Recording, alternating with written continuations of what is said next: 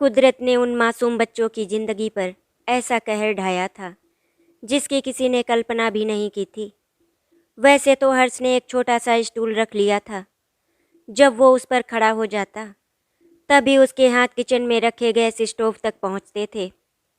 ऐसा नहीं था कि उसकी हाइट कम थी, बल्कि वो था ही छोटा। अभी वो 7 साल का ही तो था। वो स्टूल पर खड़ा हो जाता और माचिस की तीली से चूल्हा जला लेता। उसे अभी लाइटर से गैस चूल्हा जलाना भी नहीं आता था। वैसे तो उसे माचिस से भी चूल्हा जलाना नहीं आता था। जब 3-4 तीलियां बर्बाद हो जाती तब जाकर कहीं चूल्हा जलता। कई बार तो उसका हाथ भी जल जाता। वो अपने हाथों को पानी में डालकर जलन मिटाने का प्रयास करता। चूल्हा जल जाने के बाद वो पानी भरी भगोनी को उसके ऊपर रख देता और मैगी का पैकेट खोलकर उसमें डाल देता। अभी उसे संगसी से पकड़कर भगोनी उतारना नहीं आता था, इसीलिए वो चूल्हे को बंद कर देता और जब तक भगोनी ठंडी नहीं हो जाती तब तक ऐसे ही खड़ा इंतजार करता रहता। वो सावधानी पूर्वक भगोनी उतारता, फिर उसमें मसाला डाल देता, चम्मच से उसे मिलाता, फिर एक प्लेट में डालकर अपनी छोटी बहन प्रतिमा के सामने रख देता। प्रतिमा दूर बैठी अपने भाई को मैगी बनाती देखती रहती। उसे बहुत जोर की भूख लगी थी। जैसे ही प्लेट उसके सामने आती वो खाने बैठ जाती। हर्ष उसे खाता देखता रहता और बार बार अपनी छोटी बहन से पूछता, और चाहिए? हाँ, प्रतिमा खाते खाते ही बोल देती। हर्ष थोड़ी सी मैगी और उसकी प्लेट में डाल देता और उसके सामने पानी का ग्लास रख देता। प्रतिमा जब खा चुकी होती तब जितनी मैगी बच जाती वो हर्ष खा लेता। अक्सर मैगी कम ही बच पाती थी। दादा मैगी नहीं खाते, इसीलिए हर्ष उनके लिए चाय बना देता। फिर हर्ष दोनों की प्लेट, चाय का कप और भगोनी को साफ करके रख देता।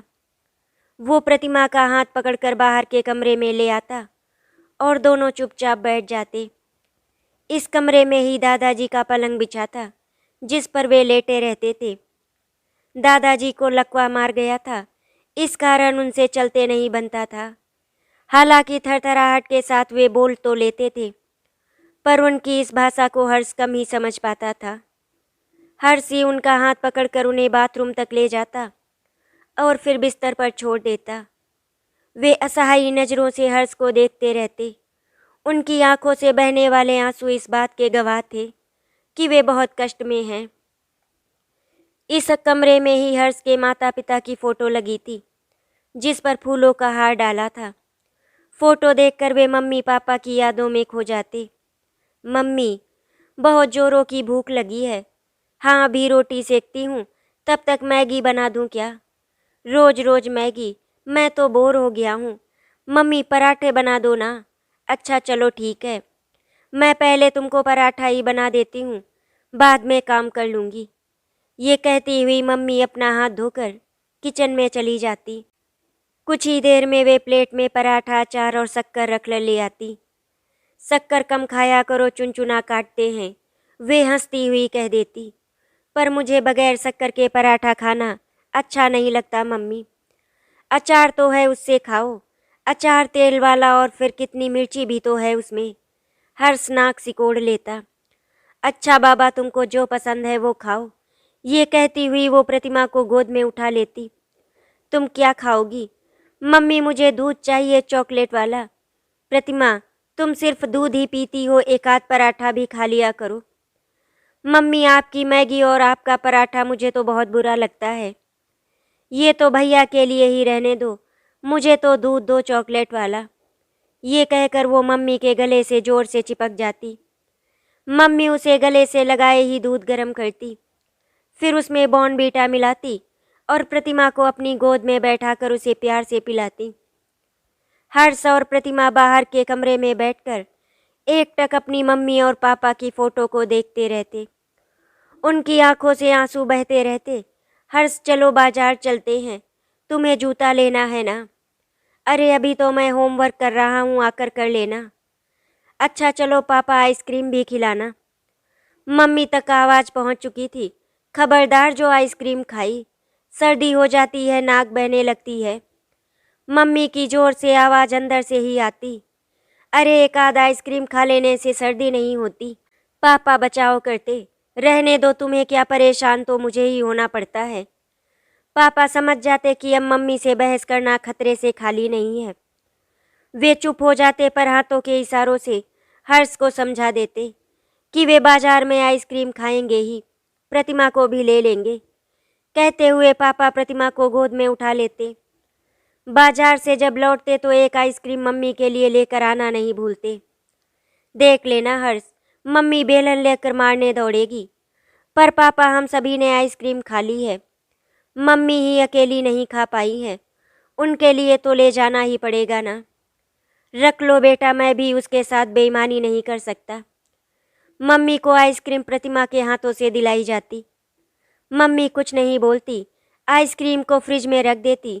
अरे खा लो, फ्रिज में वो पानी पानी हो जाएगी। पापा बोलते जरूर, पर वे मम्मी की ओर देख नहीं रहे होते थे। रख ली है क्योंकि तुम्हारा लाडला फिर मांगेगा तो उसे देनी पड़ेगी। अरे तुम तो खा लो, उसे दूसरी ला देंगे। पर मम्मी नहीं खाती। आइसक्रीम शाम को उसे फिर से मिल जाती। बाहर किसी के दरवाज़ा खटखटाने की आवाज़ आई। हर्ष बोझिल कदमों से दरवाजे की ओर बढ़ गया। वो जानता था कि इस समय केवल काम वाली काकी ही आई होंगी। वैसे भी अब उनके घर में कोई आता जाता ही नहीं। पापा थे तब कोई न कोई आता जाता रहता था, पर अब तो जैसे सभी ने इस घर की तरफ से मुंह फेर लिया। काम वाली काकी ही थी दरवाजे पर। दरवाज़ा खुलते ही वे अंदर आ गई। उन्होंने लाड से प्रतिमा को गोद में उठा लिया। काकी जब भी इन बच्चों को देखती इनकी आंखों में आंसू बह निकलते। कितना अच्छा घर था, सभी लोग हंसी खुशी से रहते थे। पर एकाएक कुदरत ने ऐसा कहर ढाया कि महीने भर में ही सारी खुशियां गायब हो गईं। हर्ष के पापा अशोक बहुत भले आदमी थे। वे कचहरी में नौकरी करते थे। ज़रूरतमंद लोगों की हमेशा मदद करने और उनकी ईमानदारी की वजह से सभी लोग उनकी बहुत इज्जत करते थे। उम्र ज़्यादा नहीं थी लेकिन 35 साल के थे। उनकी पत्नी नम्रता थी तो घरेलू महिला, मगर वे सामाजिक कामों में आगे रहती। अशोक उन्हें कभी रोकते भी नहीं थे। 2 संतानें थी, बड़ा बेटा 7 साल का और छोटी बेटी 5 साल की। पिता थे जो उनके साथ ही रहते थे। माँ का देहांत कुछ वर्ष पूर्व हो ही गया था। माँ की मौत ने पिताजी को तोड़ दिया था। वे बिस्तर पर लग गए। पिछले साल उन्हें लकवा मार गया, इसीलिए अशोक उनकी सेवा करते और उनकी पत्नी भी उन्हें अपने पिता की तरह सहयोग करती। वैसे तो अशोक का एक भाई और था, रजनीश, पर वो शादी हो जाने के बाद से ही इसी शहर में अलग रह रहा था। एक बहन भी थी जिसकी भी शादी हो चुकी थी। पिताजी ने बाकायदा अपनी जायदाद को 3 भागों में बांट दिया। रजनीश को भी एक हिस्सा मिला और बहन को भी। वैसे तो पिताजी चाहते थे कि वे एक हिस्सा अपना भी बचाएं, बुढ़ापे का क्या भरोसा। किसी ने साथ नहीं दिया तो कम से कम 2 टाइम की रोटी तो खा ही लेंगे। पर अशोक ने उन्हें भरोसा दिला दिया था कि वे पूरे समय उनकी देखभाल करेंगे, वे चिंता ना करें। उन्होंने अशोक की बात मान ली। अशोक जानते थे कि इस चौथे हिस्से के चक्कर में भाई बहनों में झगड़ा हो जाएगा। वे नहीं चाहते थे कि उनके भाई बहनों के बीच कभी भी जायदाद को लेकर कोई झगड़ा हो। अशोक अपने भाई रजनीश और बहन को बहुत प्यार करते थे। बहन भी जब मायके के नाम पर आती थी तो अशोक के घर ही आती थी। रजनीश के घर तो केवल बैठने जाती थी। अक्सर जब भी बहन मायके में रुककर अपनी ससुराल जाती तो अशोक फूट फूट कर रोते, जैसे अपनी बिटिया को विदा कर रहे हों। अशोक शाम को घर लौटते तो अपने दोनों बच्चों को साथ लेकर घुमाने ले जाती। कई बार उनकी पत्नी भी हो लेती, पर अक्सर ऐसा नहीं हो पाता। नम्रता घर में ठहर जाती और बच्चों के लिए खाना बनाने लगती। शाम का खाना सभी लोग मिलकर खाते थे। प्रतिमा को खाना खिलाना नम्रता के लिए बड़ी चुनौती होती थी। वो पूरे घर में दौड़ लगाती रहती और हाथों में कौर पकड़े नम्रता उसके पीछे भागती रहती। नम्रता जानती थी कि प्रतिमा का ये खेल है, इसीलिए वो कभी झुंझलाती नहीं थी। हर्ष पापा के साथ बैठकर खाना खा लेता। नम्रता तो पिताजी को खाना खिलाने के बाद ही खुद खाना खाती। पिताजी के लिए खाना अलग से बनाती थी। नम्रता स्वयं सामने खड़ी रहकर पिताजी को खाना खिलाती और फिर उनकी दवाई भी देती। वो अपने पल्लू से पिताजी का चेहरा साफ करती और उन्हें सुला देती। जब तक अशोक अपने बच्चों का होमवर्क करा देते। अशोक के परिवार में कोई समस्या नहीं थी, पर एक दिन अचानक अशोक बीमार हो गए। ऑफिस से लौटे तो उन्हें तेज बुखार था, हल्की खांसी भी आ रही थी। वे रात भर तेज बुखार में पड़े रहे। उन्हें लग रहा था कि मौसम के परिवर्तन के कारण ही उन्हें बुखार आया है। हालांकि शहर में कोरोना बहुत तेजी से फैल रहा था। इस कारण से नम्रता भयभीत हो गई थी। आप डॉक्टर से चेक करा ले। नम्रता की आवाज़ में भय और चिंता साफ झलक रही थी। नहीं, एक आध दिन देख लेते हैं, थकान के कारण बुखार आ गया होगा शायद। वे उस दिन ऑफिस नहीं गए। उन्होंने अपने साहब को फ़ोन कर ऑफिस ना आ पाने के बारे में बता दिया था। नम्रता ने बच्चों को उनके पास नहीं जाने दिया। हर्ष दूर से ही पापा से बातें करता रहा। पापा के बगैर उसका मन लगता कहाँ था। प्रतिमा तो दौड़कर उसके बिस्तर पर चढ़ी गई। बड़ी मुश्किल से नम्रता ने उसे उनसे अलग किया। अशोक 2-3 दिनों तक ऐसे ही पड़े रहे। इन 2 दिनों में नम्रता ने कई बार उनसे डॉक्टर से चेक करा लेने को बोला, पर वे टालते रहे। नम्रता की घबराहट बढ़ती जा रही थी। नम्रता ने अपने देवर रजनीश को फ़ोन कर अशोक की बीमारी के बारे में बता दिया, पर रजनीश तो देखने भी नहीं आया। उस दिन नम्रता ने रजनीश को फ़ोन लगाया। देवर जी, इनकी तबीयत बहुत ज़्यादा खराब लग रही है। हमें लगता है कि इन्हें डॉक्टर को दिखा देना चाहिए। अरे आप चिंता मत करो भाभी, भैया ठीक हो जाएंगे। नहीं देवर जी, आज 5 दिन हो गए उनका बुखार उतर ही नहीं रहा है। आप आ जाए तो इन्हें अस्पताल लेकर दिखा दे। नम्रता के स्वर में अनुरोध था। अरे मैं कैसे आ सकता हूँ भाभी, यदि भाई को कोरोना निकल आया तो। पर देवर जी, मैं अकेली कहाँ लेकर जाऊंगी तुम्हारे भैया को। आप आ जाएं देवर जी प्लीज। नहीं भाभी, मैं रिस्क नहीं ले सकता। और रजनीश ने फ़ोन काट दिया था। नम्रता की बेचैनी अब बढ़ गई थी। उसने खुद ही अशोक को अस्पताल ले जाने का निर्णय कर लिया। नम्रता ने अशोक को सहारा देकर ऑटो में बिठाया और खुद उसे पकड़कर बाजू में ही बैठ गई। बड़ी मुश्किल से एक ऑटो वाला उन्हें अस्पताल ले जाने को तैयार हुआ था। 500 रुपये लूँगा बहन जी, अस्पताल तो पास ही में है, 50 रुपये लगते हैं और आप 500 रुपये कह रहे हैं। कोरोना चल रहा है बहन जी और आप मरीज को ले जा रही हैं। यदि मरीज को कोरोना हुआ तो मैं तो मर ही जाऊँगा ना फोकट में। ऑटो वाले ने मजबूरी का पूरा फ़ायदा उठाने की ठान ली थी। पर भैया ये तो बहुत ज़्यादा होते हैं। तो ठीक है, आप दूसरा ऑटो देख लो कहकर ऑटो स्टार्ट कर दिया। नम्रता एक तो वैसे ही घबराई हुई थी। बड़ी मुश्किल से ऑटो मिला था, इसीलिए वो 500 रुपये देने को तैयार हो गई। उसने अशोक को सहारा दिया। अशोक 5 दिनों के बुखार में इतने कमज़ोर हो गए थे कि स्वयं से चल भी नहीं पा रहे थे। नम्रता के कंधों का सहारा लेकर वो ऑटो में बैठ गए। ऑटो में भी नम्रता उन्हें जोर से पकड़े रही। बच्चे दूर खड़े होकर उन्हें अस्पताल जाते देख रहे थे। अशोक को कोरोना ही निकला। उनकी रिपोर्ट पॉजिटिव आई। डॉक्टर ने सीटी स्कैन करा लेने की सलाह दी। उसकी रिपोर्ट दूसरे दिन मिल पाई। फेफड़ों में इन्फेक्शन पूरी तरह से फैल चुका था। अशोक को किसी बड़े अस्पताल में भर्ती कराना आवश्यक था। नम्रता बुरी तरह घबरा चुकी थी। वो अकेले दूसरे शहर कैसे लेकर जाएगी। उसने एक बार फिर रजनीश से बात की। देवर जी, इन्हें कोरोना निकल आया है और सीटी स्कैन में बता रहे हैं कि फेफड़ों में इन्फेक्शन बहुत फैल चुका है। तत्काल इनको बाहर ले जाना पड़ेगा। तो मैं क्या कर सकता हूँ भाभी? मैं अकेली यहाँ लेकर जाऊँगी, आप साथ चलते तो मुझे मदद मिल जाती। ऐसा कैसे हो सकता है भाभी? कोरोना मरीज के साथ मैं कैसे चल सकता हूँ? मैं बहुत मुसीबत में हूँ देवर जी, आप मेरी मदद कर दीजिए प्लीज़। देखो भाभी, इन परिस्थितियों में मैं आपकी कोई मदद नहीं कर सकता। ये आपके बड़े भाई हैं देवर जी। यदि आप ही मुसीबत में मदद नहीं करेंगे तो मैं किसके सामने हाथ फैलाऊंगी? नम्रता रोने लगी थी, पर नम्रता के रोने का कोई असर रजनीश पर नहीं हुआ। नहीं भाभी, मैं रिस्क नहीं ले सकता, आप ही लेकर जाएं। और रजनीश ने फ़ोन काट दिया। हताश नम्रता बिलख पड़ी। उसकी समझ में नहीं आ रहा था कि वो क्या करे। 2-3 दिन अस्पताल में भटकने के बाद आखिर एक अस्पताल में अशोक को भर्ती कर ही लिया गया। उसे सीधी आईसीयू में ले जाया गया। जहाँ किसी को आने की अनुमति नहीं थी। नम्रता को एम्बुलेंस बहुत मुश्किल से मिल पाई थी। उसने अशोक के ऑफिस में फ़ोन लगाकर साहब को बोला था। साहब ने ही एम्बुलेंस की व्यवस्था कराई थी। हालांकि एम्बुलेंस वाले ने उससे 10,000 रुपये ले लिए थे। उससे कोई बहस भी नहीं की। इस समय उसे पैसों से ज़्यादा फिक्र अपने पति की थी। एम्बुलेंस में बैठने के पहले उसने एक बार फिर अपने देवर को फ़ोन लगाया था। उनके साथ मैं जा रही हूँ। घर में बच्चे और पिताजी अकेले हैं। आप उनकी देखभाल कर लें। रजनीश ने साफ इनकार कर दिया। उसने अपनी ननद को भी फ़ोन लगाया था। ननद पास के ही शहर में रहती थी, पर ननद ने भी आने से मना कर दिया।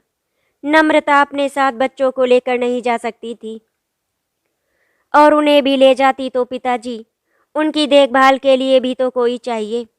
उसने अपनी काम वाली बाई को फ़ोन लगाया। कावेरी ताई, मुझे इन्हें लेकर अस्पताल जाना पड़ रहा है। घर में बच्चे और पिताजी अकेले हैं। तुम उनकी देखभाल कर सकती हो। नम्रता के स्वर में दया भाव थे। हालांकि उसे उम्मीद नहीं थी कि कावेरी उसका सहयोग करेगी। जब उसके सगे ही मदद नहीं कर रहे हैं तो फिर काम वाली बाई से क्या अपेक्षा की जा सकती है। पर उसके पास कोई और विकल्प था ही नहीं। इसीलिए उसने एक बार कावेरी से भी अनुरोध कर लेना उचित समझा। ज़्यादा तबीयत खराब है साहब की। हाँ, दूसरे शहर लेकर जाना पड़ रहा है। अच्छा, आप बिल्कुल चिंता मत करो, मैं आ जाती हूँ आपके घर। कावेरी ताई ने अपेक्षा से परे जवाब दिया था। सच में तुम आ जाओगी कावेरी ताई? नम्रता को विश्वास नहीं हो रहा था। हाँ, मैं अभी आ जाती हूँ, आप चिंता ना करें। कावेरी ताई के स्वर में दृढ़ता थी। पर कावेरी ताई, मालूम नहीं मुझे कब तक अस्पताल में रहना पड़े। मैं रह जाऊंगी, आप साहब का इलाज करा ले। मैं तुम्हारा एहसान कभी नहीं भूलूंगी कावेरी ताई। नम्रता की आवाज़ में कृतज्ञता थी। इसमें एहसान की क्या बात है मेम साहब।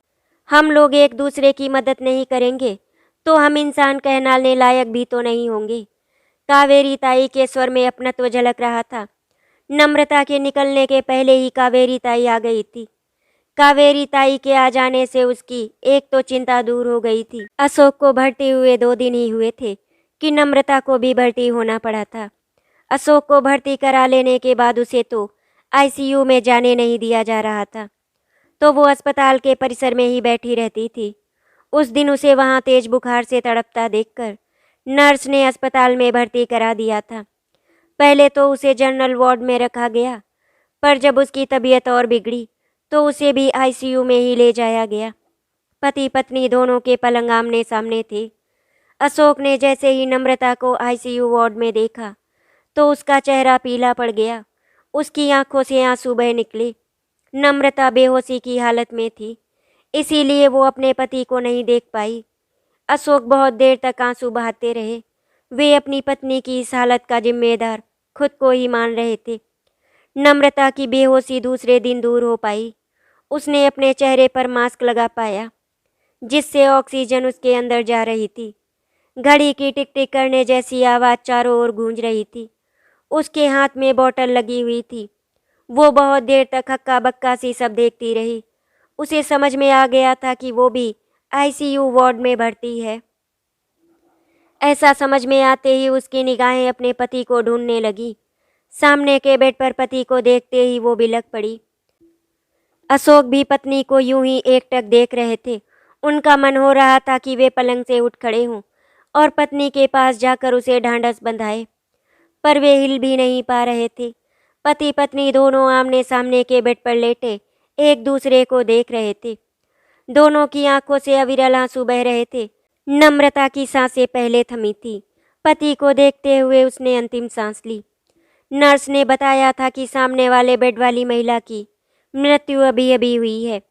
नर्स को पता नहीं था कि वो उसकी पत्नी थी। पत्नी की मृत्यु का समाचार सुनकर अशोक को गहरा धक्का लगा और शाम तक वे भी चल बसे।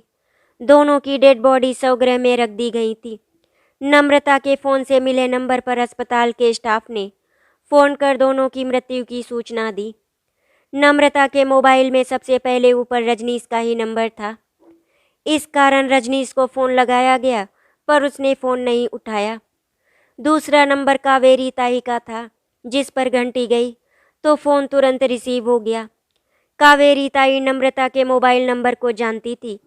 जब से दोनों अस्पताल गए हैं तब से नम्रता रोज ही उससे बात करती रहती थी और अपने बच्चों के हाल चाल जानती रहती थी।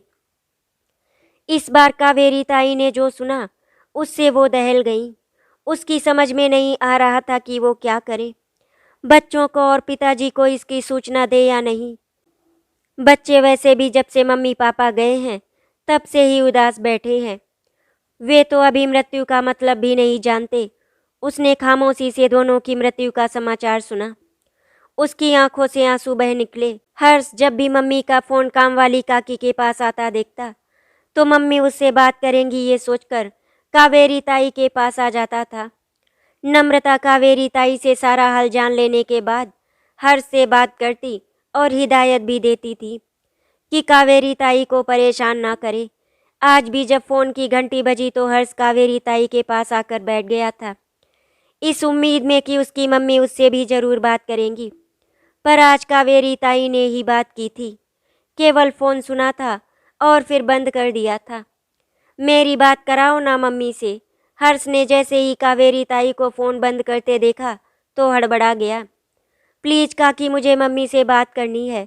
हर्ष ने कावेरी ताई का मोबाइल झपटने का प्रयास किया, पर जैसे ही उसने कावेरी ताई की आंखों में आंसू बहते देखे वो सहम गया।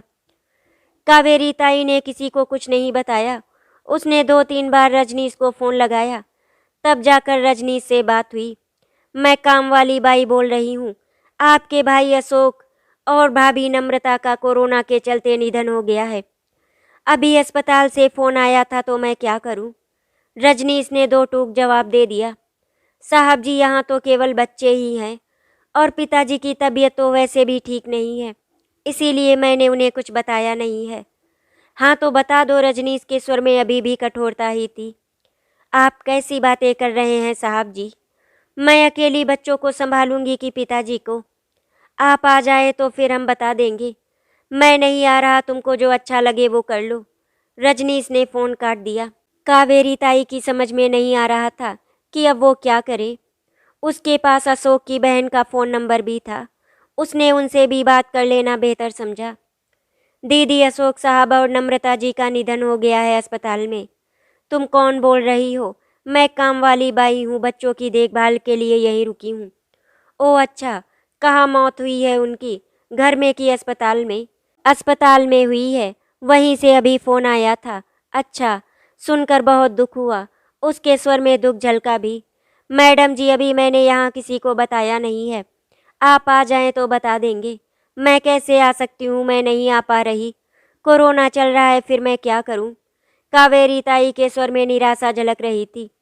वो मैं कैसे बता सकती हूँ कि तुम क्या करो।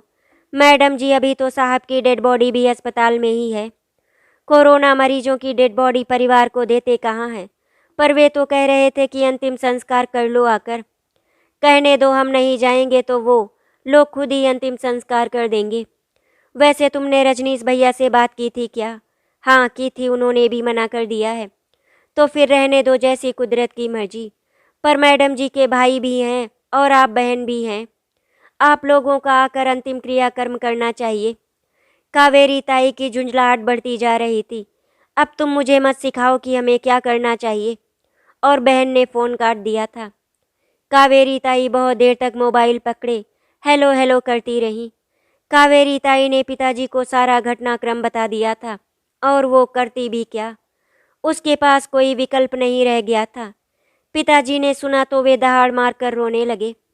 उन्हें रोता देख हर्ष भी रोने लगा। उसे अभी तक कुछ समझ में नहीं आ रहा था।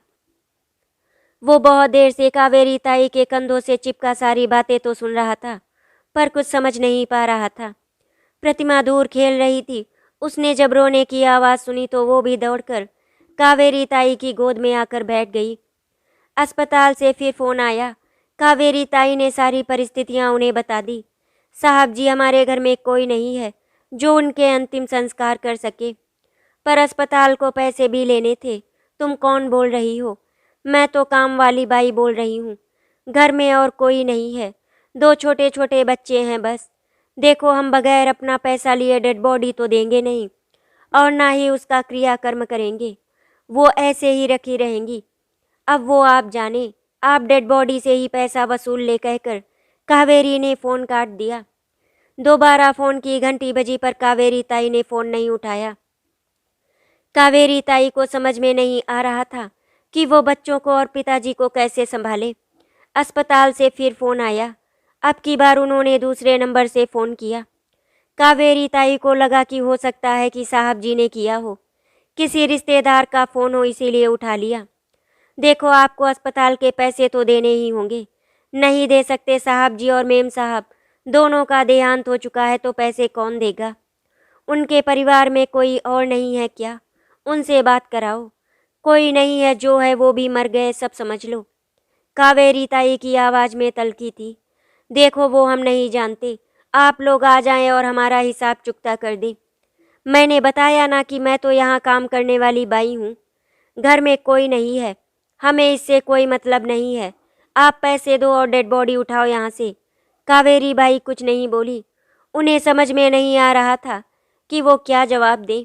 यदि आपने हमारे अस्पताल की रकम नहीं चुकाई तो हम आपके घर वसूली करने वालों को भेज देंगे। फिर आप जानो, यदि वे कोई गुंडागर्दी करते हैं तो। कावेरी ताई फिर भी चुप ही रही। अस्पताल वाला कर्मचारी बहुत देर तक ऐसे ही धमकाता रहा, पर जब कोई जवाब नहीं मिला तो उसने फ़ोन रख दिया। डेड बॉडी नहीं लाई जा सकी। पिताजी बहुत देर तक रोते रहे, फिर चुप हो गए। पर हर्ष को संभाल पाना कावेरी ताई के लिए कठिन हो रहा था। वो रह रह कर पूछता, काकी मम्मी पापा कब आएंगे? मुझे उनकी बहुत याद आ रही है। कावेरी ताई कुछ नहीं बोलती। वो अपने आंसुओं को अपनी साड़ी के पल्लू से पोंछ लेती। प्रतिमा तो उससे दूर हो ही नहीं रही थी। वो उसे अपनी छाती से चिपकाए रहती। परिवार के सभी लोगों को घटना के बारे में पता लग चुका था, पर आया कोई नहीं। रजनीश भी नहीं आया और ना ही बहन आई। कावेरी बाई को भी अब अपने घर जाना था। वो ऐसे कब तक यहाँ पर रह सकती थी, पर वो बच्चों को छोड़कर जा ही नहीं पा रही थी। घटना के चौथे दिन रजनीश आए थे अपनी कार से। इसके थोड़ी ही देर बाद बहन भी आई। देखो कावेरी ताई, हम लोग 2 दिन रुकेंगे, तुम अपने घर चली जाओ। वैसे तो कावेरी ताई का मन घर जाने को हो ही रहा था, पर जिस हाव भाव से रजनीश और उनकी बहन आई थी उससे वो विचलित हो रही थी। पर उसे जाना ही पड़ा, आखिर वो घर की केवल नौकरानी ही तो थी। हर्ष और प्रतिमा उसे छोड़ ही नहीं रहे थे। बड़ी मुश्किल से वो वहाँ से आ पाई। आते समय उसने दोनों बच्चों के सिर पर हाथ फेरा और अपने आंसुओं को दबाते हुए लौट आई। कावेरी ताई दूसरे दिन फिर वहीं पहुंच गई। अपने घर में उनका मन ही नहीं लग रहा था। उसे रह रहकर बच्चों की याद आ रही थी। वो जब अशोक के घर पहुंची तब उसे घर के सामने एक छोटा हाथी खड़ा दिखा। वो चौंक गई। अरे, इसमें क्या आया है? कहीं ऐसा तो नहीं कि साहब जी की डेड बॉडी आई हूँ? वो हड़बड़ाहट में सीधे घर के अंदर घुस गई। घर के अंदर का सारा सामान अस्त व्यस्त हालत में था। दोनों बच्चे एक कोने में खामोश बैठे थे। घर का बहुत सारा सामान पैक हो चुका था। कावेरी ताई भौचक रह गई थी। अरे, आप क्या घर खाली करके कहीं जा रहे हैं? नहीं, पर अब भैया और भाभी है नहीं, तो इतने सामान की क्या ज़रूरत है? बेकार में रखा रखा खराब हो जाएगा, इसीलिए इस सामान को हम ले जा रहे हैं। रजनीश ने सामान पैक करते हुए बोला था।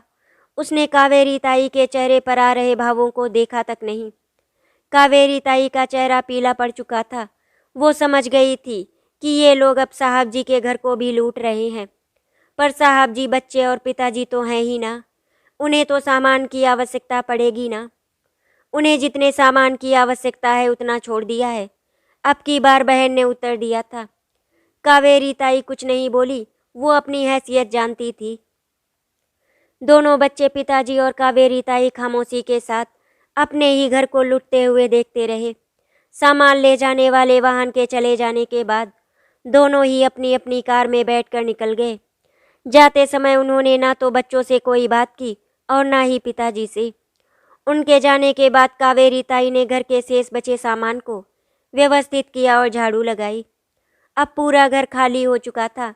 कावेरी ताई ने दोनों बच्चों को और पिताजी को खाना खिलाया।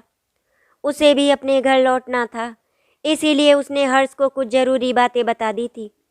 कावेरी ताई का भी अपना घर है और उसे कुछ और घरों में काम के लिए जाना भी था। वरना उसका मन तो इन बच्चों को छोड़ने के लिए बिल्कुल नहीं हो रहा था। कावेरी ताई के जाने के बाद हर्ष प्रतिमा को अपनी गोद में लिटाकर दादाजी के पलंग के पास ही बैठ गया गुमसुम सा। उसे आज मम्मी पापा की बहुत याद आ रही थी, पर वो अपने आंसुओं को दबाए हुए था। उसे एहसास होने लगा था कि वो घर में बड़ा है और प्रतिमा की देखभाल उसे ही करनी है। कावेरी ताई मजदूर महिला थी। उसे कई घरों में काम करके इतना पैसा तो कमा ही लेना होता था कि वो अपने परिवार का पेट भर सके। इसीलिए वो दोपहर तक ही हर्ष के घर आ पाती थी। उसने हर्ष को मैगी बनाना और चाय बनाना सिखा दिया था ताकि ज़रूरत पड़ने पर वो भूखे ना रह सके। वो खुद ही अपने पैसे से कुछ सामान ले आती और दोपहर में आने के बाद खाना बना देती। शाम तक वो वहीं रुकती, प्रतिमा को नहलाती, उसके कपड़े धो देती और घर की झाड़ू बुहारी कर देती। आज उसे देर हो गई थी। प्रतिमा उसकी राह देख रही थी। मैगी बनाकर तो हर्ष ने खिला दी थी, पर उसे माँ की गोद चाहिए थी, जिसका एहसास वो कावेरी ताई की गोद में बैठकर कर लेती। जैसे ही दरवाज़ा खोलकर कावेरी ताई अंदर आई, प्रतिमा उसकी गोद में चढ़ गई। वो रो रही थी। उसे रोता देखकर हर्ष भी रोने लगा था। मम्मी तो अब कभी नहीं आएंगी ना काकी, आप भी तो मेरी माँ ही हैं। आप हमें छोड़कर मत जाया करो प्लीज काकी। कावेरी ताई की आंखों से भी आंसू बह रहे थे। वो मन ही मन अनाथ बच्चों का सहारा बनने का संकल्प ले रही थी। आज कावेरी ताई के कंधे पर एक और परिवार की जिम्मेदारी आ गई थी और उन्होंने दृढ़ निश्चय कर लिया था कि वो अपनी जिम्मेदारी ईमानदारी के साथ निभाएंगी। कावेरी ताई सबके घरों से काम करके आती हैं। तब तक हर्ष ने अपनी बहन को मैगी बनाकर खिला दी थी और अपने दादाजी को चाय बनाकर पिला दी थी। प्रतिमा ने जब कावेरी ताई को देखा तो वो बहुत ज़्यादा खुश हो गई और वो उनकी गोदी में उछलकर बैठ गई। थोड़ी देर बाद प्रतिमा कावेरी ताई की गोदी में बैठे बैठे सो गई। कावेरी ताई ने जल्दी से खाना बनाया और फिर घर के सारे काम खत्म किए। कावेरी ताई ने दादाजी को खाना खिलाया और फिर उनको उनकी दवा दे दी। कावेरी ताई के घर में उनकी सास और उनकी एक बेटी थी। कावेरी ताई के पति की मृत्यु एक एक्सीडेंट में हो गई थी, इसीलिए घर की सारी जिम्मेदारी कावेरी ताई ही उठाती थी। कावेरी ताई को दोनों घर मैनेज करने में बहुत दिक्कत हो रही थी, जिसकी वजह से हर्ष, प्रतिमा और उनके दादाजी को भी बहुत तकलीफ हो रही थी। इसीलिए कावेरी ताई ने अपने मन में सोचा कि अब दोनों परिवारों का खर्च मुझे ही उठाना होगा, तो क्यों ना वो अपनी सास और अपनी बेटी को यहीं ले आए, जिससे किसी को भी कोई दिक्कत ना हो। आखिर हर्ष और प्रतिमा को भी तो अब स्कूल जाना होगा। कावेरी ताई दादाजी के सामने गई और उन्होंने उनसे कहा, साहब जी, क्या मैं अपनी सास और अपनी बेटी को यहाँ आपके घर में रख सकती हूँ? दादाजी ने जैसे ही कावेरी ताई के मुंह से ये शब्द सुने, उनकी आंखों से आंसू बहने लगे और उन्होंने इशारों में हाँ कर दिया, क्योंकि दादाजी बहुत अच्छी तरह से जानते थे कि कावेरी उनके साथ कभी बुरा नहीं करेगी, क्योंकि उसने उस समय पर उनका साथ दिया था जब उनके अपनों ने उनका साथ छोड़ दिया था। उसके अगले दिन कावेरी ताई अपनी सास और अपनी बेटी के साथ इस घर में आ गई। कावेरी ताई की सास अभी एकदम ठीक ठाक थी। कावेरी ताई ने 3-4 काम और पकड़ लिए थे, इसीलिए दिन भर कावेरी ताई घर के बाहर काम करती और उनकी सास यहाँ पर घर में सबका ख्याल रखती थी। सुबह के समय कावेरी ताई घर के कामों में अपनी सास का हाथ बटा दिया करती थी। प्रतिमा कावेरी ताई से बहुत ज़्यादा जुड़ी हुई थी, इसीलिए वो रात में कावेरी ताई के पास ही सोती थी। कावेरी ताई की बेटी रिया 12 साल की थी। सारे बच्चे आपस में घुल मिल कर रहने लगे थे। इसी तरह धीरे धीरे करके 1 महीना गुजर गया था। कावेरी ताई ने अब हर्ष को उसके स्कूल भेजना शुरू कर दिया। कावेरी ताई ने अब घर घर काम करने की जगह एक होटल में काम करना शुरू कर दिया, क्योंकि उन्हें खाना बनाने का बहुत ही अच्छा अनुभव था। कावेरी ताई खाना बहुत ही अच्छा बनाती थी, इसीलिए उनको नौकरी जल्दी मिल गई थी। अब कावेरी ताई सुबह 10 बजे अपने काम पर जाती और शाम को 6 बजे वापस लौट आती। उस होटल की मालकिन बहुत अच्छी थी, इसीलिए वो कावेरी ताई को 6 बजे छुट्टी दे दिया करती थी। कावेरी ताई की सासू माँ दादाजी का ख्याल बहुत अच्छे से रख रही थी, इसीलिए दादाजी की सेहत में बहुत ही जल्दी से सुधार होने लगा था। इसी तरह धीरे धीरे करके 1 साल गुजर गया। दादाजी अब थोड़ा थोड़ा चलने फिरने लगे थे।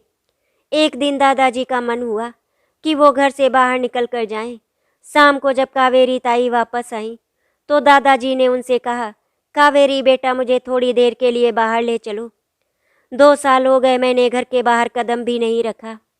बहुत मन कर रहा है बाहर जाने का।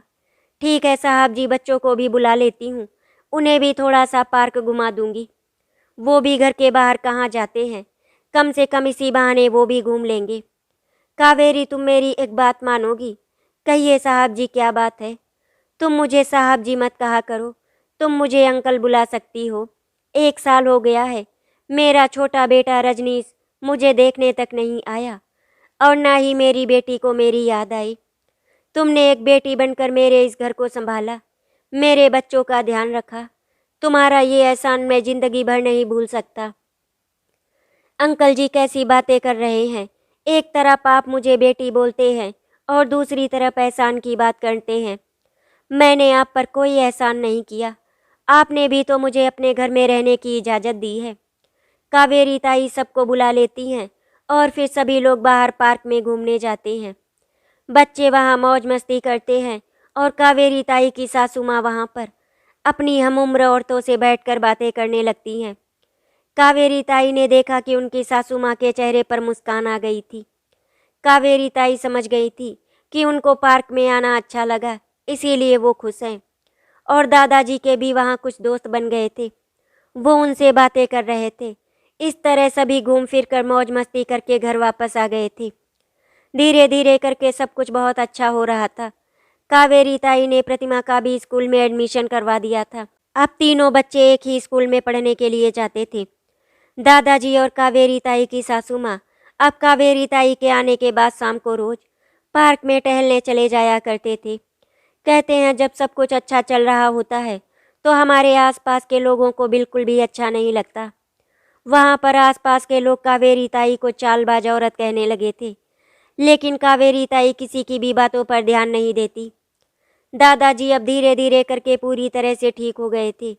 दादाजी के छोटे बेटे रजनीश और उनकी बेटी अनुपमा को जब पता चला कि उनके पिताजी बिल्कुल ठीक हो गए तो वो लोग दादाजी के पास आ गए, लेकिन दादाजी ने उन दोनों को घर के अंदर पैर भी नहीं रखने दिया। उन्हें गेट के बाहर से ही वापस लौट जाने के लिए कहा। दादाजी को बहुत ज़्यादा गुस्सा आ रहा था, इसीलिए वो चिल्ला के बोल रहे थे। उनकी आवाज़ सुनकर कावेरी ताई और उनकी सासू माँ बाहर आईं। क्या हुआ अंकल जी, आप इस तरह से गुस्सा क्यों कर रहे हैं? रजनीश भैया और अनुपमा दीदी को घर के अंदर तो आने दीजिए। तभी रजनीश बोला, कावेरी ताई अपनी जबान संभाल कर बात करो, मैं आपका कोई भाई नहीं हूँ, मुझे साहब जी कहकर बुलाओ। रजनीश के मुंह से इस तरह की बातें सुनकर दादाजी का गुस्सा और भी ज़्यादा बढ़ गया। तभी कावेरी ताई ने दादाजी को शांत कराने की कोशिश की।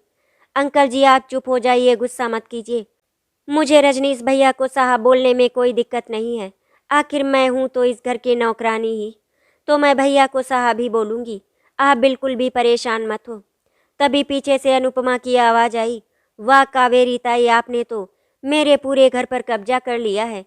घर ही क्या, आपने तो मेरे पापा पर भी कब्जा कर लिया है। अनुपमा बेटा, कौन सा घर और कौन से पापा, तुम किसकी बात कर रही हो? तुम दोनों ने तो मुझे और मेरे बच्चों को मरने के लिए छोड़ दिया था।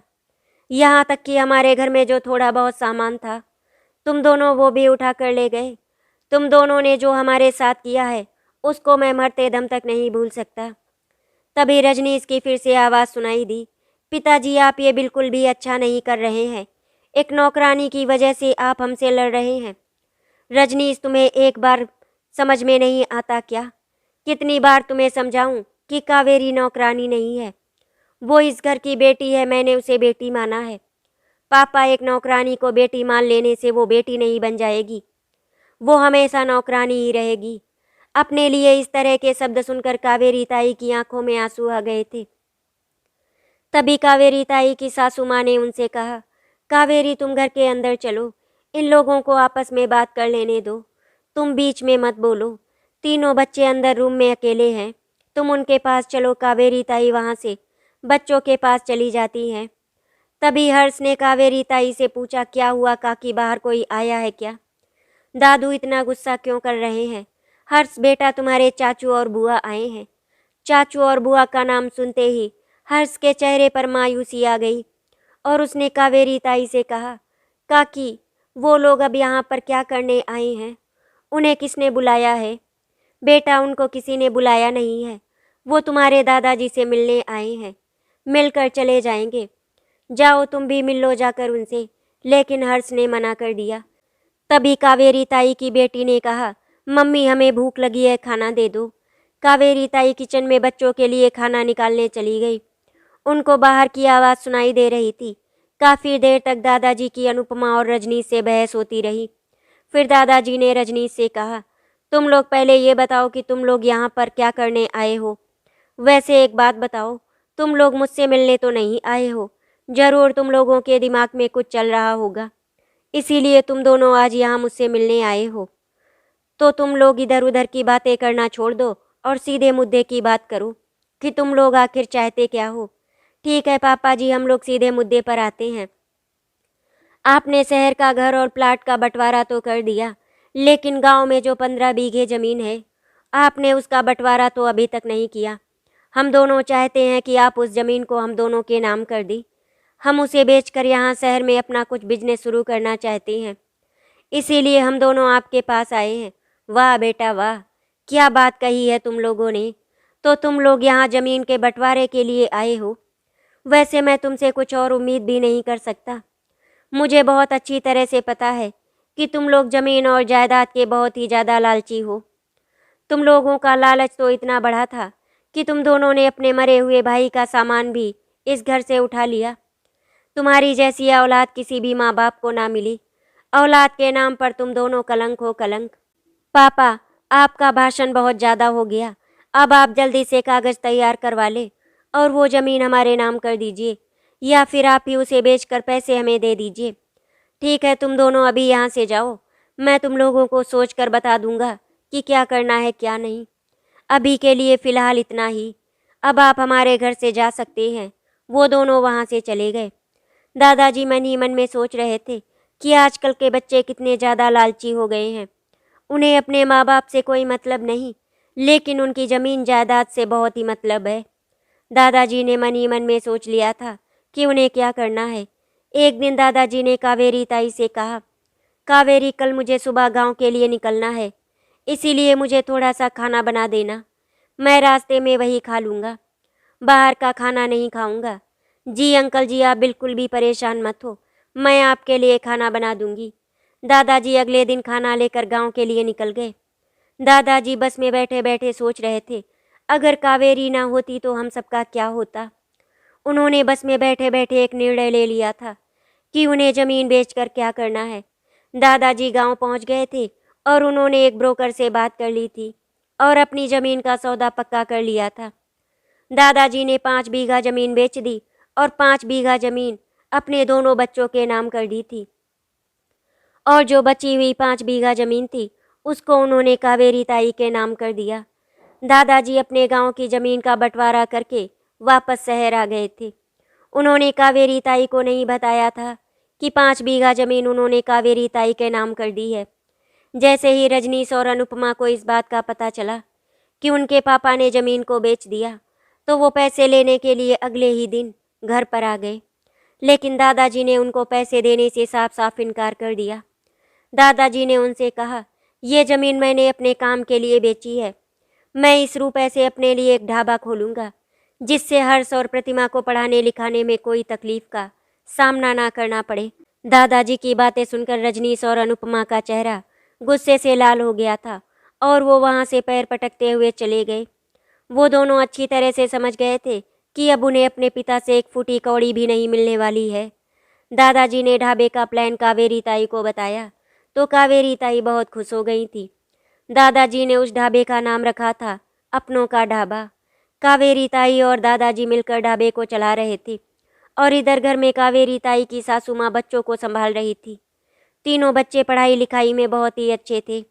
तीनों मन लगाकर अपनी पढ़ाई कर रहे थे। धीरे धीरे करके कई साल गुजर गए। बच्चे भी अब बड़े हो गए थे। रिया का ग्रेजुएशन कंप्लीट हो गया था, हर्ष का भी 12th कंप्लीट हो गया था और उसने बीटेक में एडमिशन ले लिया था, क्योंकि हर्ष सॉफ्टवेयर इंजीनियर बनना चाहता था। दादाजी तो चाहते थे कि हर्ष उनका ढाबा संभाले, लेकिन हर्ष अपने पैरों पर खुद खड़ा होना चाहता था और प्रतिमा अभी कक्षा 10 में पढ़ रही थी। प्रतिमा बड़े होते होते बहुत ही चंचल स्वभाव की हो गई थी। वो हर्ष और रिया को परेशान कर लेती थी। छोटे होने की वजह से प्रतिमा को सबका बहुत ही ज़्यादा प्यार मिला था। तीनों बच्चों की आपस में बहुत बनती है। एक दिन कावेरी ताई की सासू माँ ने उससे कहा, कावेरी, हमारी रिया बड़ी हो गई है, हमें उसकी शादी कर देनी चाहिए। मैं चाहती हूँ कि मरने से पहले मैं अपनी रिया की शादी देख लूँ। दादाजी वहीं पर बैठे हुए सब सुन रहे थे। उन्होंने कावेरी ताई की सासू माँ की हाँ में हाँ मिलाते हुए कहा, कावेरी बेटा, तुम्हारी सासू माँ बिल्कुल सही कह रही हैं। हमें अपनी रिया के लिए लड़का देखना शुरू कर देना चाहिए। ठीक है अंकल जी, जैसा आपको सही लगे आप वैसा ही कीजिए। दादाजी ने रिया के लिए लड़का ढूंढना शुरू कर दिया था। दादाजी के एक दोस्त ने रिया के लिए एक लड़का बताया। लड़का बहुत ही सुंदर और सरल स्वभाव का था। दादाजी ने तुरंत ही हाँ कर दी। लड़के वाले जब रिया को देखने आए तो रिया उनको एक ही नज़र में पसंद आ गई थी और वो सगाई की तारीख तय करके वहाँ से चले गए। जब लड़के वाले वहाँ से गुजर रहे थे तो वहाँ पर कुछ लोग बैठे हुए थे। उन्होंने लड़के वालों को बता दिया कि रिया एक नौकरानी की बेटी है। कावेरी ताई उनकी बेटी नहीं बल्कि उनके घर की नौकरानी है। लड़के वालों को ये बात जैसे पता चली, उन्होंने तुरंत शादी के लिए मना कर दिया कि वो एक नौकरानी की बेटी से शादी नहीं करना चाहते। आज रिया को बहुत बड़ा धक्का लगा था, क्योंकि आसपास के लोग आज भी उनको एक नौकरानी की बेटी ही समझते हैं। लेकिन हर्ष और प्रतिमा ने रिया को समझाया कि वो एक नौकरानी की बेटी नहीं है, बल्कि उन दोनों की बड़ी बहन है। तभी दादाजी बोले, बेटा, हर्ष और प्रतिमा बिल्कुल सही कह रहे हैं। हर्ष और प्रतिमा की तरह तुम भी मेरी पोती हो। मैंने तुम्हें कभी अलग नहीं समझा। मैं जानती हूँ दादाजी, ये तो आपका बड़प्पन है कि आप हमें अपना मानते हैं, लेकिन आसपास के लोग तो आज भी मुझे। ये कहते कहते रिया रुक गई। तभी कावेरी ताई ने कहा, बेटा रिया, बहुत अच्छा हुआ जो ये रिश्ता टूट गया। जब उनके अंदर इंसान को लेकर हीन भावना है तो फिर तू वहाँ पर कैसे खुश रह पाती। तू बिल्कुल भी चिंता मत कर, तेरे लिए भगवान ने कोई ना कोई अच्छा लड़का जरूर बनाया होगा जो तुम्हें हमेशा खुश रखेगा। रिया ने अब दादाजी के ढाबे पर जाना शुरू कर दिया था। दादाजी ने रिया को ढाबे का हिसाब किताब देखने के लिए बोला। रिया ढाबे का हिसाब किताब बहुत अच्छे से संभाल रही थी। वहाँ ढाबे पर दादाजी का एक दोस्त आया करता था। वो अपने लड़के के लिए एक लड़की देख रहा था। उनका लड़का बैंक में नौकरी करता था और उनको रिया बहुत ही ज़्यादा पसंद आ गई थी। इसीलिए उन्होंने सामने से दादाजी से रिया का हाथ मांगा। दादाजी का दोस्त कावेरी ताई के बारे में सब कुछ जानता था, क्योंकि दादाजी ने उससे कभी कुछ भी छुपाया नहीं था। वो तो कावेरी जी को बहुत ही महान स्त्री समझता था। दादाजी ने रिया और उस लड़के को एक दूसरे से मिलवा दिया। उन दोनों ने एक दूसरे को पसंद कर लिया। फिर रिया और उस लड़के की धूमधाम से शादी संपन्न हो गई। कावेरी ताई की सासू माँ आज बहुत खुश थी कि उनकी बेटी को इतना अच्छा लड़का मिल गया, और दादाजी ने भी इस शादी में दिल खोलकर खर्चा किया, कोई कंजूसी नहीं की। रिया की ससुराल इस शहर में थी, इसीलिए रिया ढाबे पर आया करती थी। शादी के बाद भी ढाबे का हिसाब किताब रिया ही देख रही थी। सब कुछ बहुत अच्छे से चल रहा था कि एक दिन अचानक कावेरी की सासू माँ की तबीयत बहुत ज़्यादा खराब हो गई और वो इस दुनिया को छोड़कर चली गई। दादाजी की भी अब उम्र हो गई थी, उनकी भी थोड़ी बहुत तबीयत खराब रहने लगी थी। दादाजी चाहते थे कि मरने से पहले वो दोनों बच्चों की शादी कर दे। इसीलिए उन्होंने हर्ष से कहा, बेटा, मैं चाहता हूँ कि अब तुम भी शादी कर लो, फिर उसके बाद तुम्हारी बहन प्रतिमा की भी शादी कर देता हूँ, क्योंकि मेरा पता नहीं आज हूँ कल नहीं। दादाजी, आप कैसी बातें मत किया करो। अभी तो आप बहुत सालों तक जिएंगे। आप इतनी आसानी से हम लोगों से पीछा नहीं छुड़ा सकते। हर्ष की बातें सुनकर दादाजी के चेहरे पर मुस्कुराहट आ गई। अरे बेटा, अब तो जाने का समय आ गया है। तू तो जानता ही है कि आजकल मेरी तबीयत खराब रहती है। पता नहीं कब भगवान का बुलावा आ जाए। इसीलिए मैं चाहता हूँ कि तुम दोनों की शादी करके जाऊँ। कावेरी ताई ने भी दादाजी को टोकते हुए कहा, अंकल जी, ये कैसी बातें कर रहे हैं आप चिंता ना करें, आप बिल्कुल ठीक हो जाएंगे। अरे बेटा, मेरी उम्र हो गई है, जाना तो होगा ही मुझे। कब तक इस धरती पर बोझ बना रहूँगा। कैसी बातें कर रहे हो अंकल जी, आप हम लोगों पर कभी बोझ नहीं थे। मैंने तो हमेशा आपको अपना पिता समझा है। अंकल जी, अगर हमारे प्यार और देखभाल में कोई कमी रह गई हो तो मैं उसके लिए क्षमा चाहती हूँ। कावेरी बेटा, तुम्हें क्षमा मांगने की ज़रूरत नहीं है। तुमने तो मेरे लिए वो सब किया जो मेरे खुद के बच्चे नहीं कर पाए। तभी हर्ष बीच में ही बोला, अच्छा बहुत हो गई ये इमोशनल बातें। दादाजी, आपको एक खुशखबरी बतानी थी। मेरी बहुत बड़ी कंपनी में नौकरी लग गई है। अब आपका बेटा सॉफ्टवेयर इंजीनियर बन गया है। सबसे पहले हर्ष ने कावेरी ताई के पैर छुए, उसके बाद अपने दादाजी से आशीर्वाद लिया। दादाजी, प्रतिमा कहाँ है? दिखाई नहीं दे रही। हर्ष बेटा, प्रतिमा आज ढाबे पर घूमने गई है। ठीक है दादाजी, मैं रिया दीदी और प्रतिमा को वहीं जाकर ये खुशखबरी सुना देता हूँ। और हाँ दादाजी, आपसे एक बात और करनी थी। आप प्रतिमा की शादी देखनी शुरू कर दो, क्योंकि मैं अभी शादी नहीं करना चाहता। मुझे थोड़ा सा समय चाहिए। इतना कहकर हर्ष वहाँ से चला गया। कावेरी ताई ने दादाजी से कहा, अंकल जी, हर्ष सही कह रहा है। हमें प्रतिमा के लिए लड़का देखना शुरू कर देना चाहिए और उसकी शादी कर देनी चाहिए। वैसे भी हमारी प्रतिमा नौकरी नहीं करना चाहती। वो कहती है कि सारी लड़कियां इंजीनियर डॉक्टर बन जाएंगी, तो फिर हाउसवाइफ कौन बनेगा? इसीलिए वो तो बहुत ही गर्व के साथ कहती है कि वो एक हाउसवाइफ बनेगी। हर्ष ने ढाबे पर जाकर सबको बता दिया कि वो सॉफ्टवेयर इंजीनियर बन गया है।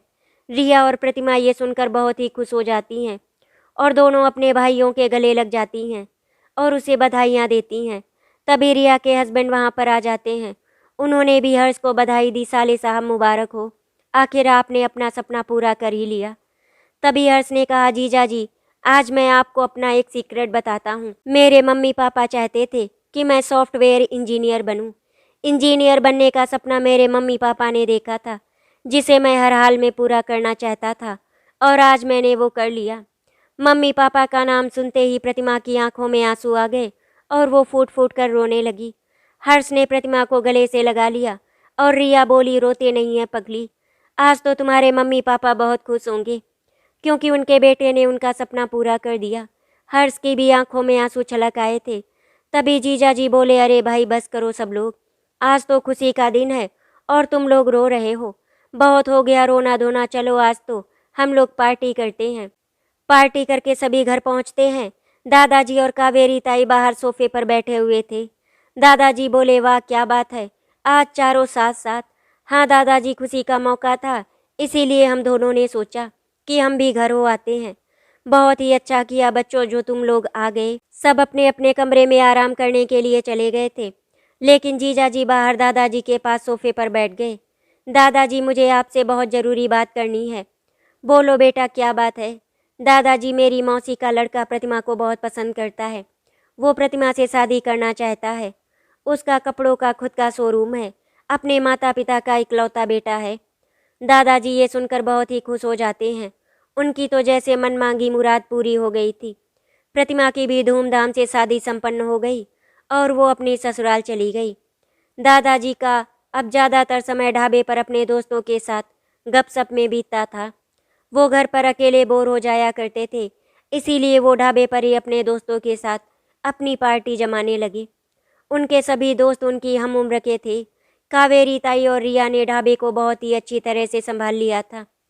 एक दिन की बात है, कावेरी ताई और दादाजी ढाबे से घर वापस आ रहे थे। तभी एक आदमी उनकी गाड़ी के सामने आ गया। ड्राइवर ने तुरंत गाड़ी में ब्रेक मारा। दादाजी गाड़ी से उतरकर तुरंत उसको देखने गए। गाड़ी से उतरकर उन्होंने जो देखा तो उनकी आंखें फटी की फटी रह गईं। उन्हें तो यकीन ही नहीं हो रहा था कि ऐसा भी कुछ हो सकता है। गाड़ी के सामने जो आदमी आया था वो कोई और नहीं बल्कि उनका छोटा बेटा रजनीश था। उसको देखकर ऐसा लग रहा था जैसे कि वो एक भिखारी हो। रजनीश तुरंत उठकर खड़ा हो गया और उसने कहा, माफ़ कीजिए साहब, गलती हो गई मुझसे। जब रजनीश ने सर ऊपर उठाकर देखा तो सामने अपने पिता को देखकर वो हैरान रह गया। वो वहाँ से भागने की कोशिश करने लगा, लेकिन कावेरी ताई ने उसे पकड़ लिया। दादाजी ने कावेरी ताई को मना किया, कावेरी उसे रोक मत, जाने दे, वो जहाँ जाना चाहता है, ये उसके कर्मों का फल है। ये भूल गया था कि जब कुदरत अपना कहर ढाता है तो फिर वो किसी को भी नहीं छोड़ता। अपने पिता की बातें सुनकर रजनीश की आंखों से आंसू बह रहे थे। रजनीश में इतनी हिम्मत ही नहीं थी कि वो अपने पिता से नजरें मिलाकर बातें कर सके। वो सर झुकाए चुपचाप अपने पिता की बातें सुन रहा था। दादाजी ने कावेरी ताई से कहा, कावेरी गाड़ी में बैठो, हर्ष हमारा घर पर इंतजार कर रहा होगा। अंकल जी माफ़ कीजिएगा, लेकिन मैं रजनीश साहब को इस हालत में छोड़कर नहीं जा सकती। आखिर वो आपका ही खून है। आपने तो मुझे अपने घर में रख लिया, मेरी बेटी को उस घर में जगह दी, तो फिर आप अपने बेटे को इस तरह छोड़कर कैसे जा सकते हैं? कावेरी, तुमने उस समय हमारा साथ दिया था जब हमें अपनों की सबसे ज़्यादा ज़रूरत थी, और हमारे अपनों ने ही उस समय हमें धोखा दिया था। उस समय रजनीश ने हमारा साथ छोड़ दिया था। नम्रता बहू ने अशोक को अस्पताल ले जाने के लिए कितनी बार इसको फ़ोन लगाया था और आने के लिए बोला था, लेकिन इसने साफ साफ मना कर दिया था। अंकल जी, अगर आज हम रजनीश साहब को यहाँ पर छोड़कर चले जाते हैं तो फिर रजनीश साहब और हम लोगों में क्या ही फ़र्क रह जाएगा। जैसा उन्होंने हमारे साथ किया था वैसा ही अगर हम भी उनके साथ करेंगे तो फिर हमारे अंदर की भी इंसानियत मर जाएगी। अंकल जी प्लीज़ आप हमारी बात मान जाइए और रजनीश साहब को घर लेकर चलते हैं। पता नहीं उनके साथ क्या हुआ होगा। कावेरी ताई ने बहुत जिद करने के बाद दादाजी रजनीश को घर ले जाने के लिए मान गए। कावेरी ताई ने रजनीश को गाड़ी में बिठाया और वो लोग घर आ गए। रजनीश वहीं गेट के बाहर खड़ा था, वो घर के अंदर नहीं आ रहा था। तो कावेरी ताई ने रजनीश का हाथ पकड़कर उसको घर के अंदर ले आई। रजनीश को वहीं सोफे पर बिठाया और फिर उसके लिए पानी ले आई। रजनीश पानी पीकर चुपचाप बैठा हुआ था।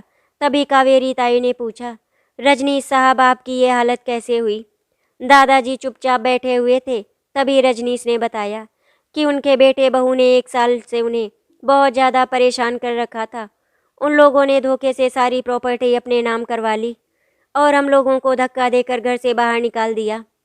हम दोनों रोड क्रॉस कर रहे थे, तभी अचानक एक गाड़ी ने मेरी पत्नी को टक्कर मार दी और वो वहीं पर ख़त्म हो गई।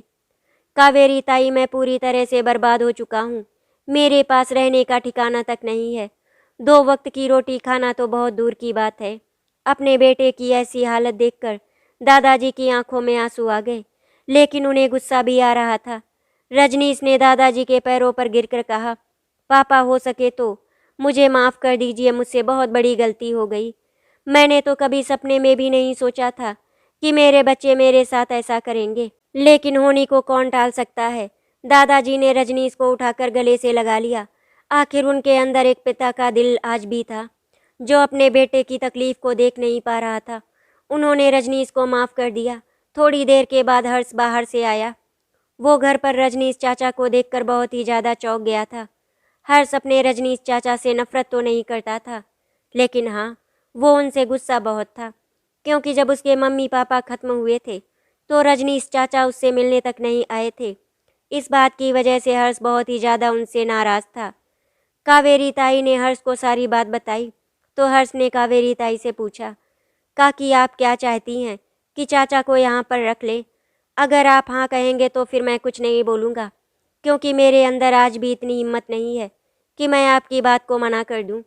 अगर आप चाहती हैं कि रजनीश चाचा यहीं पर रहे तो फिर ठीक है, रजनीश चाचा यहीं पर रहेंगे। हर्ष की बातें सुनकर कावेरी ताई की आंखों में आंसू आ गए। कावेरी ताई को हर्ष, प्रतिमा और दादाजी ने जो मान सम्मान दिया था, उसने तो कभी सपने में भी नहीं सोचा था कि एक काम करने वाली बाई को भी कोई इतना मान सम्मान दे सकता है। रजनीश बहुत ही ज़्यादा कमज़ोर हो गया था, इसीलिए वो कुछ दिन के लिए घर पर ही रहा। हर्ष ने एक दिन कावेरी ताई को बताया कि वो एक लड़की को पसंद करता है और वो उसी से शादी करना चाहता है। ये सुनकर कावेरी ताई बहुत ही ज़्यादा खुश हो जाती हैं। कावेरी ताई ने ये बात दादाजी को बता दी। दादाजी की खुशी का कोई ठिकाना नहीं था। आखिर उनके पोते ने शादी के लिए हाँ जो कर दिया था और लड़की ढूंढने की ज़रूरत भी नहीं थी, क्योंकि उसने खुद ही लड़की ढूंढ ली थी अपने लिए। शादी की तारीख तय हो गई थी। प्रतिमा और रिया को भी निमंत्रण पत्र भेज दिया गया था शादी में आने के लिए। प्रतिमा, रिया, जीजाजी सभी हर्ष की शादी में सम्मिलित होने के लिए आ गए थे। धूमधाम से शादी के सारे फंक्शन हो रहे थे। दोनों बहनें और जीजाजी सभी लोग मिलकर बहुत ही मस्ती कर रहे थे। दादाजी और कावेरी ताई ये सब देखकर बहुत ही खुश हो रही थी, क्योंकि आज उन्होंने अपनी जिम्मेदारी पूरी कर ली थी। हर्ष की शादी धूमधाम से संपन्न हो जाती है। कावेरी ताई ने हर्ष की पत्नी का गृह प्रवेश बहुत ही अच्छे से कराया। आज हर्ष को कावेरी ताई के अंदर अपनी माँ नम्रता दिखाई दे रही थी और वो कावेरी ताई को देखकर मंद मंद मुस्कुरा रहा था। हर्ष ने अपनी पत्नी को कावेरी ताई के बारे में पहले ही सब बता रखा था, इसीलिए हर्ष की पत्नी भी कावेरी ताई का बहुत ही सम्मान करती थी। रजनीश की तबीयत ठीक हो गई थी, लेकिन फिर एक दिन अचानक उसे पता नहीं क्या हुआ, उसके सीने में बहुत तेज का दर्द हुआ और वो इस दुनिया को छोड़कर चला गया। रजनीश को हार्ट अटैक आया था। कहते हैं जब आप किसी के साथ बुरा करते हैं तो फिर ये तय होता है कि वो आपके पास भी लौट कर आता ही है। रजनीश के साथ भी वही हुआ था। जब रजनीश का निधन हुआ तो हर्ष की बुआ भी उसको देखने आई थी। हर्ष की बुआ ने कावेरी ताई और प्रतिमा और हर्ष से माफ़ी भी मांगी थी। दादाजी की हालत बहुत ज़्यादा खराब हो गई थी। जिस पिता के सामने उसके दो दो जवान बेटों की मौत हो जाए, उसकी पीड़ा कोई नहीं समझ सकता। और फिर अंत में दादाजी भी इस दुनिया को अलविदा कह गए। भरे पूरे घर में अब सिर्फ कावेरी ताई, हर्ष और उसकी पत्नी ही बचे थे। वो लोग अपनी ज़िंदगी हंसी खुशी के साथ एक साथ बिताने लगे। आशा करती हूँ आपको हमारी कहानी अच्छी लगी होगी। अगर आपको हमारी कहानी अच्छी लगी तो वीडियो को लाइक एंड शेयर करें, चैनल को सब्सक्राइब करें। वीडियो देखने के लिए आपका धन्यवाद।